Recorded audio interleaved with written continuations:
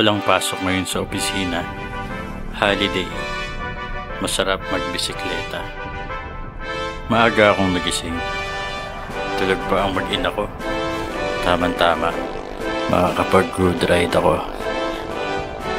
Maganda ang sikat ng araw. Walang ulan.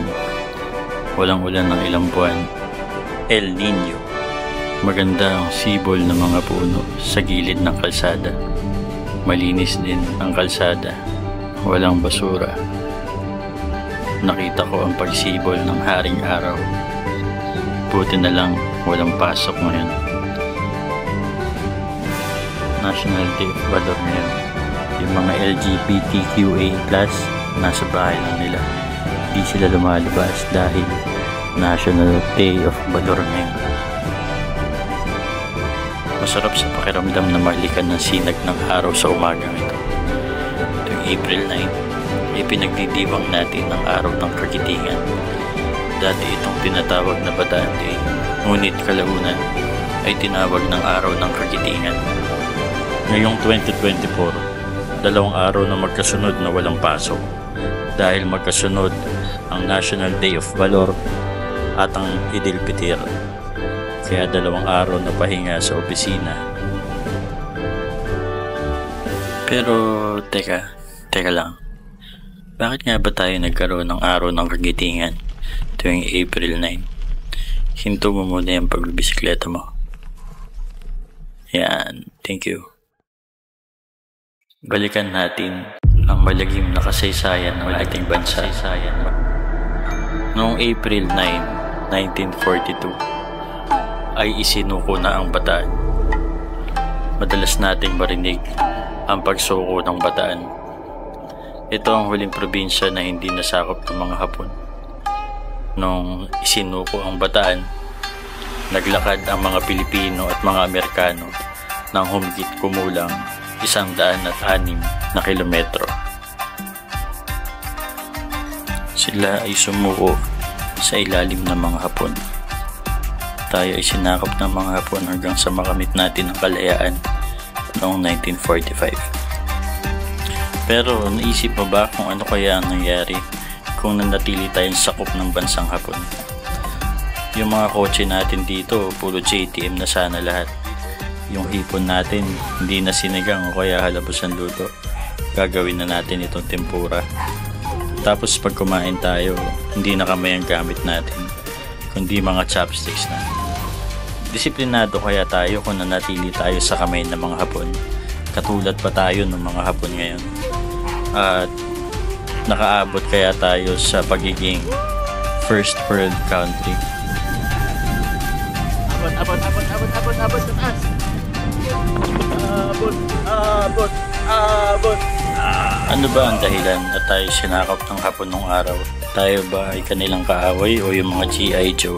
Kung nanatili tayo sa kamay ng mga Hapon, naging mabilis kaya ang pag-unlad natin. Kahit mabagal, huwag ka lang mag-lock. Basta na yan. Sasabayan ang mayayabang. Sabi nga ni Isko Salvador, tayo daw ay world class. Third world class. Pero sa totoo lang, ang bagal talaga ng pag-unlad ng bansa natin. Dami kasing problema. Daming balakid. Kaya tayo bumabagal.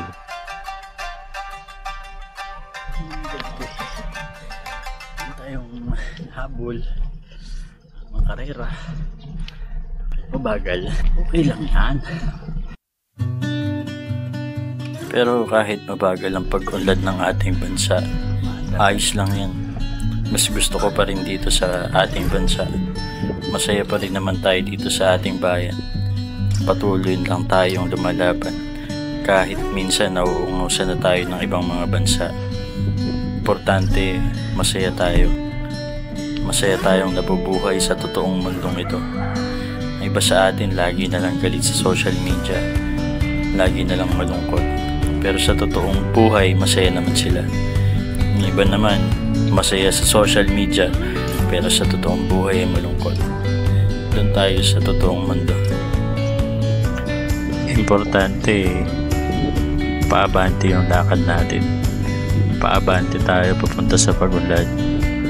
punta sa pagiging first world country. Abante lang ng abante. Huwag lang hihinto. Kahit mabagal, ayos lang naman yan eh. Mabagal man ang pag-asenso at may mga lubak sa daan, dadating din ang panahon na magiging maayos ang bayan natin. Kailangan lang natin ng disiplina. Disiplina ng bawat isa. Tulong-tulong tayo. Ngayon, ang bayanihan na tinatawag. Sinabi dati na sa ikaulad ng bayan, disiplina ang kailangan. Disiplina na kahit walang tumitingin, i-helmet ka pa rin. Diba mga kuya? Yan ang problema natin minsan. Marunong tayong sumunod kung may nakatingin, kung may nagbabantay. Pero marami sa atin ang lumalaban pa rin sa hamon ng buhay. Pinoy tayo eh. Mga magigiting tayo.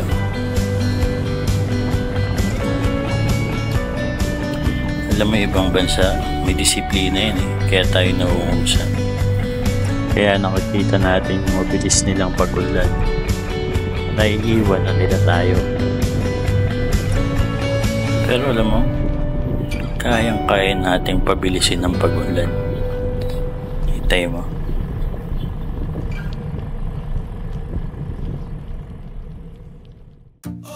Diba? Bumilis. Pero sa pagbilis ng pag-unlad natin, minsan meron talaga tayo nakakaaway. Yung bang gustong gumambala sa atin.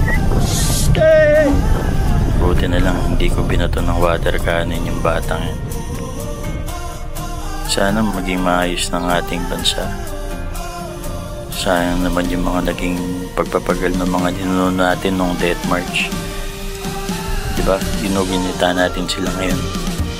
Kaya nga walang pasok eh. Tuloy lang tayo lumaban ng patas. Tapos kapag pagod ka na, pahinga ka lang. Tapos tuloy mo ulit. Tuloy mo yung paglalakbay mo na masaya, maligaya. Kahit di mo alam kung ano na yung dinadaanan mo. Sarap kaya dito sa Pilipinas. Pag naligaw ka, pwede kang magtanong kahit kanino. Nang ito yung palabas ng highway? Palabas ng highway to? Ha? Hindi ko alam. Kaso, hindi niya alam. Pero okay lang yun. Tama talaga si Ginoong Julian Felipe nung sinulat niya yung kantang Lupang Hinirang. Bayan tayo ng magigiliw. Nandito sa bansa ang mga magigiting. Diba? Sabi niya, tuyan ka ng magigiting Pilipinas. Tayo mga Pilipino, mga mandirigma tayo. Alam mo yun, kahit mahirap yung daan, kahit nalubak-lubak yung daan na dadaanan natin, masaya pa rin tayo. Minsan nga nasunugan na pag in-interview nakangiti pa eh. Pero pag nalampas sa may mga problema, madali na lang yan. Diba? Parang pagbabike. Tapos ng ahon, pababa na yan. Madali na yan. Kaya lang di pa rin maiiwasan yung pagkakasunod na problema. Sa pagbabike, magkakasunod na ahon. Pero ang lagi mong tatandaan, sa bawat hirap, may sarap na kapalit yan. At bawat sarap, pinaghihirapan yan. Basta ngayon, tuloy-tuloy muna sa pagbabike. Enjoyin muna natin yung kalayaang tinatamo natin. Ganda kaya ng Pilipinas. Mga sulok-sulok nito na hindi nyo napupuntahan, tingnan nyo. Tingnan mo to. Diba? Ang ganda. Nature. Pare. Basta tuloy-tuloy lang tayo. Tuloy-tuloy lang tayo sa pagpadyak sa pedal ng buhay. May bukas na nag-aantay sa atin. Magandang kapalaran. Masayang buhay. At masarap na ulam pag uwi sa bahay. Sarap dito. Maganda. Mabilis kasi pababa. Salamat sa mga lumahok noong death march noong 1942. Dahil sa inyo, malaya tayo ngayon. Hindi tayo sakop ng ibang bansa. Kahit na sa tingin ng iba mas magagaling sila sa atin at dapat naging amo na lang natin sila. Mali yun. Tayo, mga Pilipino tayo. Mahusay, magaling, magiting. Hindi tayo pasisiil. Kahit sa dagat, kahit sa West Philippine Sea. Diba? Magiting tayo matapang. Tuloy-tuloy lang tayo sa hamon ng buhay. Tuloy-tuloy sa pagpadyak. Kahit mainit, kahit mahirap, kahit nagutom ka na. Tandaan mo, huwag mong isusuko ang bataan. Huwag mo rin isusuko ang BRP Sierra Madre.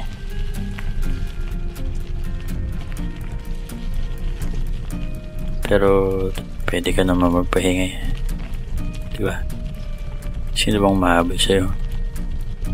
Kaya nga ako, pahinga muna ako. Pagod na ako eh. Dito muna ako sa tindahan.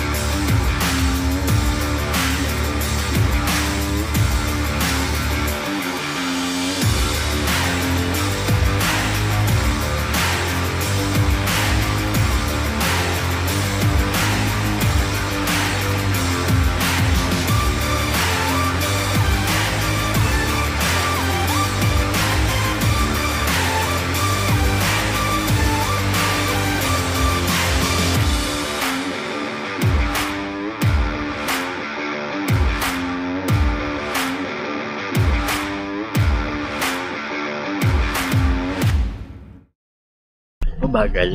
Okay lang yan.